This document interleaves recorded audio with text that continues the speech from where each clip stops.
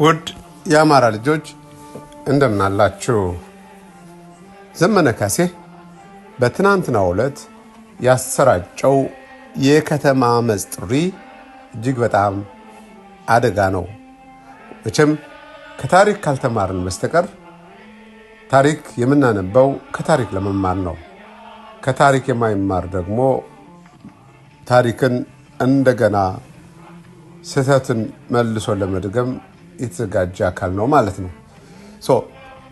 ኢህአፓ በመጨረሻ አካባቢ የከተማ አመጽን ወይም ደግሞ በከተማ አመጽ ደርግን ለመጣል ወሰነ። የዚህ ውሳኔ አቀንቃኞች ዶክተር ተስፋዬ ደባሳይና ዘሩ ክሸን ናቸው። ይህንን በመቃወም ደግሞ ብርሃነ መስቀል ረዳና ጌታቸው ማሩ በአንድ በኩል ተሰልፈው ነበር። በመጨረሻ ግን የነ ዶክተር ተስፋዬ ደባሳይ ሐሳብ አሸናፊ ሆኖ የከተማ አመጽ ተጀመረ።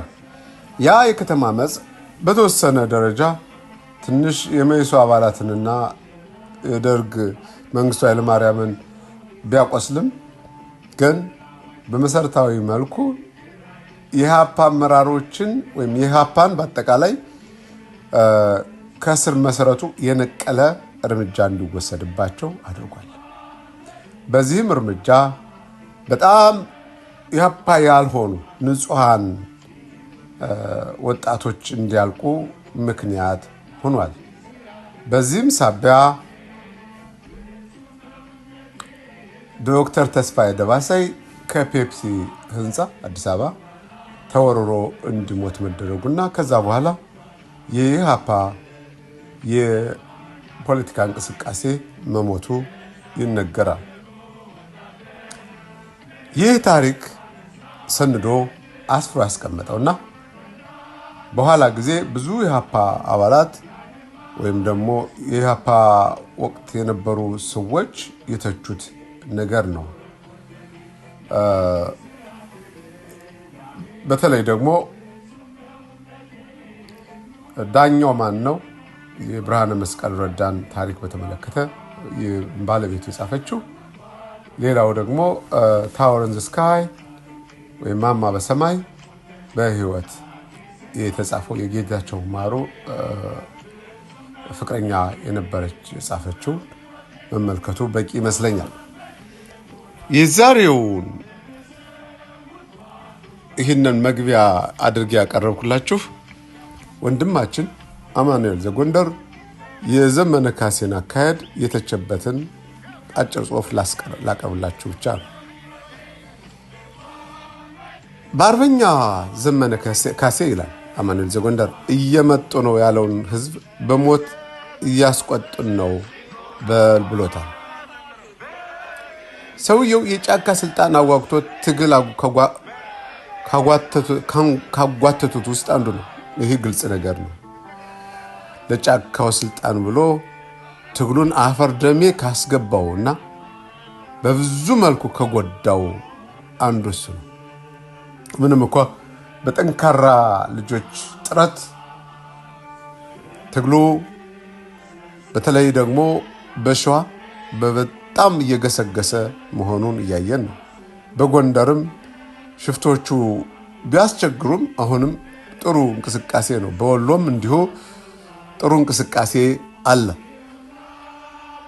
ግን ዘመነ ካሴ የሚባል ክፉ ሰው ትግሉን በብዙ መጉዳቱን የምታውቁት ነው። በተለይ ደግሞ የዲያስፖራውን ድጋፍ ሙሉ በሙሉ አቀንጭሮታል ማለት ነው። ይህ ሰው የጫካውን ስልጣን ቢለው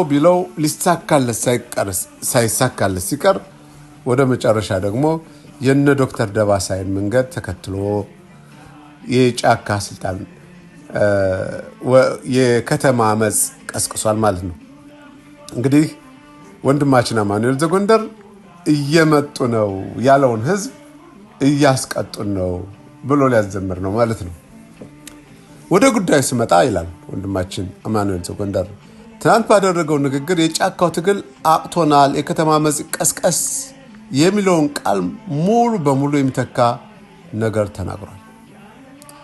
አርበኛ ዘመነ በንግግሩ አረመኔው አብይ አህመድ ለመጣል የከተማ መጽ እንደሚያስፈልግ ገልጾ ለዚህም ግብረ ኃይል አቋቁሞ አስርገው እንደሚያስገቡም ተናግሯል። ይህ ሰውዬ ፖለቲከኛ ነው ብላችሁ አስባችሁ ታውቃላችሁ ይላል። ወነት ይህንን ነገር በእጅጉ ልንቃወመውና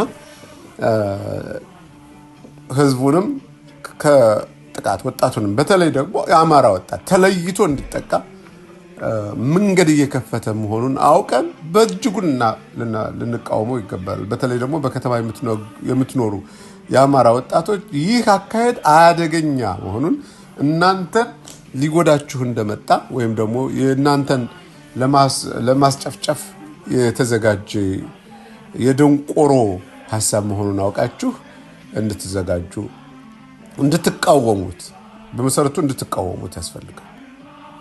ይህ ሰው ምን ያህል አደገኛ ሰው መሆኑን ተመልከቱ። ከዚህ በኋላ የኦህዴድ ብልጽግናና ባንዳው የአማራ ሚሊሻ ንጹሃን የከተማ ነዋሪዎችን በቂም በቀል እየገባ እንደፈለገ እንዲጨፈጭፋቸው መንገድ የሚከፍት አካሄድ፣ አደገኛ አካሄድ፣ አመጽ ቀስቃሽ እያለ በአደባባይ እንዲረሽናቸው ምክንያት እየፈለገ ነው። ጎበዝ፣ እንዲህ አይነት ነገሮችን ዝም ብሎ ማየት ኋላ ዋጋ ያስከፍላል። እኛ ድምፅ ሆነናል። አደገኛ አካሄድ ነው፣ እንቃወመዋለን። በፍጹም አፋድም እንደ ድርጅት መቃወም አለበት። ይሄ ነገር ኋላ ከደሙ ነፃ መሆኑን ማመልከት መቻል አለበት። እንዲህ አይነት እብደት ጉዞ አይጠቅም። በጫካ ታግዬ ስልጣን ይዛለሁ አማራን ነፃ አወጣለሁ ብለህ ካልክ በዛው ነው መቀጠል ያለብህ። መደባለቅ የለም። ጎራ ትደባለቅ እና ትክክል አይደለም። ይህንን አጥብቀን ልንቃወመው ይገባል። ምክንያቱም ዋጋ የሚያስከፍለው እያንዳንዱን ንጹሃን ስለሆነ ማለት ነው።